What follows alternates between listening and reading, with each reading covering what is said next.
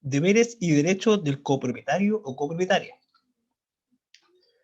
En los condominios de Fondo Solidario de Vivienda del C49 está regido por la Ley 19.537 sobre copropiedad inmobiliaria. ¿Qué es un condominio o copropiedad? Son los terrenos o construcciones, por ejemplo un conjunto de viviendas, donde coexisten bienes que son de todos y bienes que son de cada propietario. Por lo general, corresponden a edificios de departamentos que se han construido sobre un terreno común. Dentro del departamento hago lo que quiera siempre que no afecte a los demás. En los espacios comunes somos todos dueños.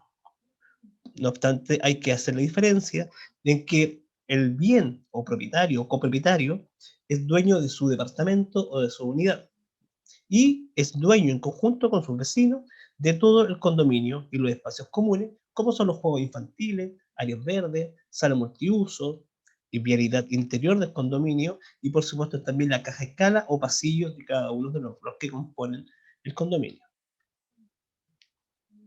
Dentro de los deberes como copropietario, se indica que todo copropietario tiene el deber de asistir a las reuniones del comité administrativo, informarse o de enviar a algún representante. También respetar las instalaciones comunes, evitando causar daños o desperfectos.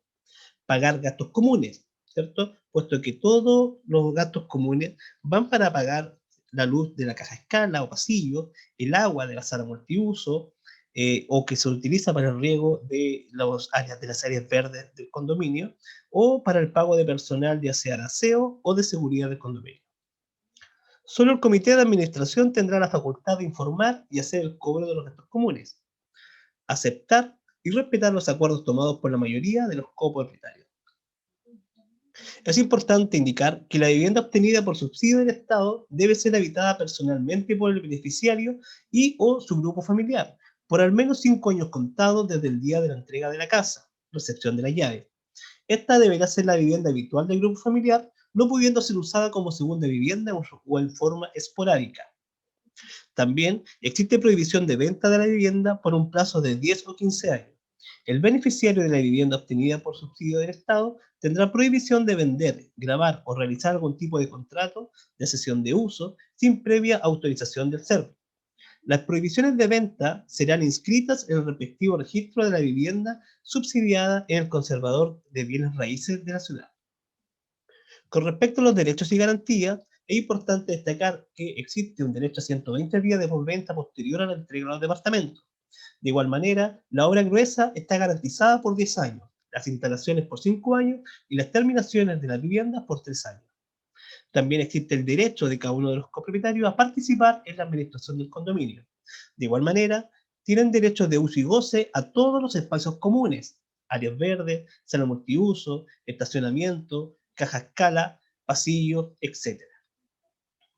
Es importante destacar de igual manera que la infracción por parte del beneficiario de cualquiera de las prohibiciones anteriores dará derecho a servio para exigir la restitución de la totalidad del dinero recibido por medio del subsidio.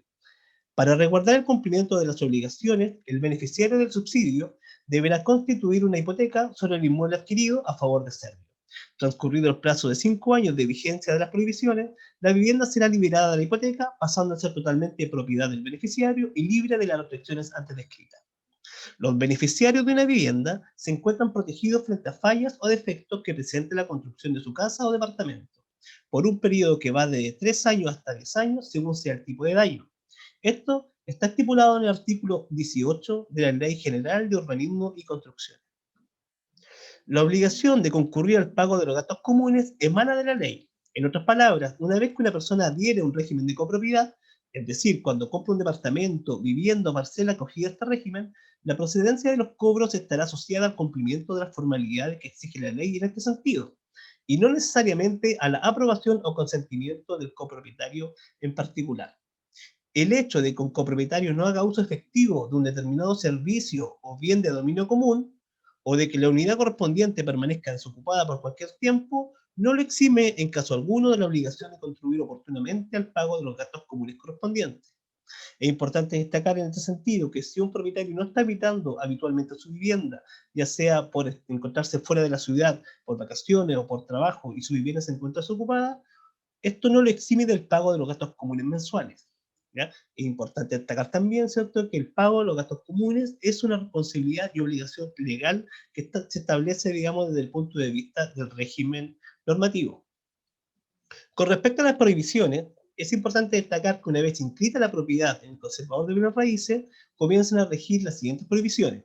Primero, arrendar o enajenar durante 5 años y de vender por 15 años. Con respecto a los deberes y prohibiciones para el propietario, existe la prohibición y deber, la obligación, deber de habitar la vivienda por 5 años y la prohibición de gravar, enajenar o ceder el uso o goce de la vivienda por 5 años. Existen excepciones que podrá alzar la prohibición, en este caso a solicitud del beneficiario del subsidio o de sus herederos, por causa justificada o autorizándolo así en el Serviu mediante resolución fundada. Serviu autorizará la venta de la vivienda bajo la condición de que el pago del precio de esa venta se haga al contado, que el dinero recibido se destine a la adquisición de una vivienda económica o de una vivienda que no sea económica, siempre que cumpla con la exigencia del Manual de Calificaciones Técnicas para Viviendas Usadas. ¿Dónde solicitar el alzamiento de las prohibiciones? El alzamiento de las prohibiciones se solicita en el conservador de bienes raíces en cuyo registro figura inscrita la vivienda. Con respecto a la sanción en caso de incumplir las prohibiciones, Serviu podrá exigir al beneficiario la restitución de la totalidad de los dineros recibidos por concepto de subsidio. Esto equivale no al valor que la familia ahorró para adquirir la vivienda, sino que al valor total que recibió el subsidio por la vivienda. Es decir, cuando una persona incumple las prohibiciones, lo que debe pagar no es el ahorro que la familia logró juntar para poder postular, sino que el totalidad del valor de la vivienda, que es mucho más caro, por supuesto.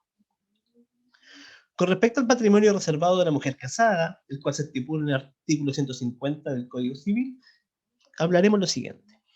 Primero, es importante determinar o conocer cuáles son los regímenes matrimoniales. En primer lugar, y el más común, existe la sociedad conyugal. También existe la separación total de bienes y la participación en los gananciales. Con respecto a la sociedad conyugal, la regla general indica que el marido administra los bienes, es decir, es el jefe de la sociedad conyugal, salvo algunas excepciones, ¿cierto?, como es el patrimonio reservado de la mujer casada, el cual se rige bajo el artículo 150 del Código Civil. El patrimonio reservado de la mujer casada en régimen de sociedad, opera cuando la mujer está casada en régimen de sociedad conyugal.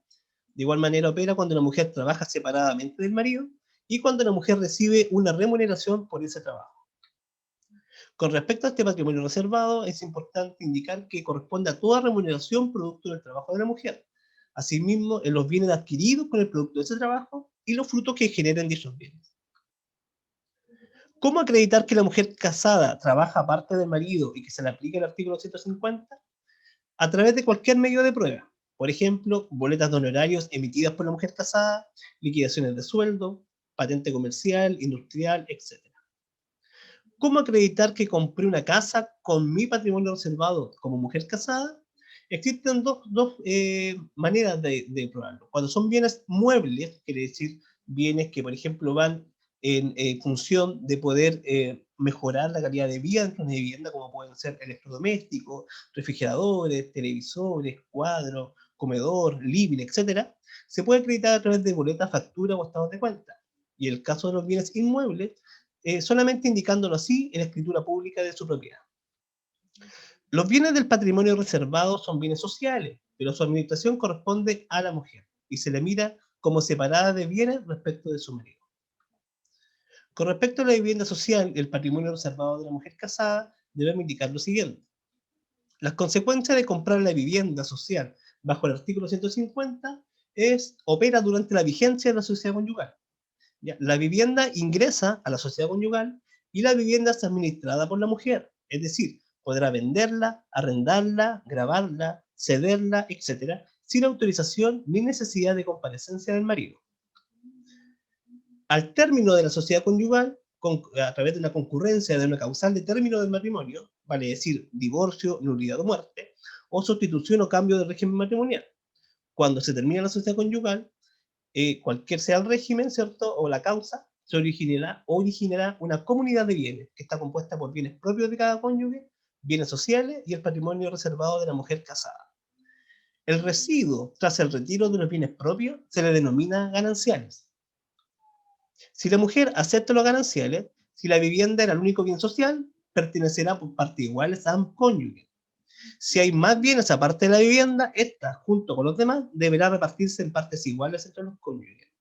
Pero si la mujer renuncia a los gananciales, la vivienda pertenecerá exclusivamente a la mujer, pues podrá retirar todos los bienes que corresponden a su patrimonio reservado. En el caso de divorcio, ¿cierto? Entonces, la mujer debe decidir si acepta o renuncia a los gananciales. En el caso que acepta, la propiedad se divide en partes iguales, y en el caso que renuncia a los gananciales, que son los residuos que quedan luego de la liquidación de los bienes, la mujer queda como propietaria absoluta de su vivienda y podrá disponer de ella para futuras ventas o para lo que estime conveniente. En el caso de la muerte de la mujer casada, que opera bajo el régimen el patrimonio reservado de la mujer casada, primero se debe liquidar la sociedad conyugal entre el marido y los herederos de la mujer fallecida. Y segundo, se deben aplicar las reglas de sucesión, es decir, este bien constituye herencia para sus hijos. Por su atención, muchas gracias.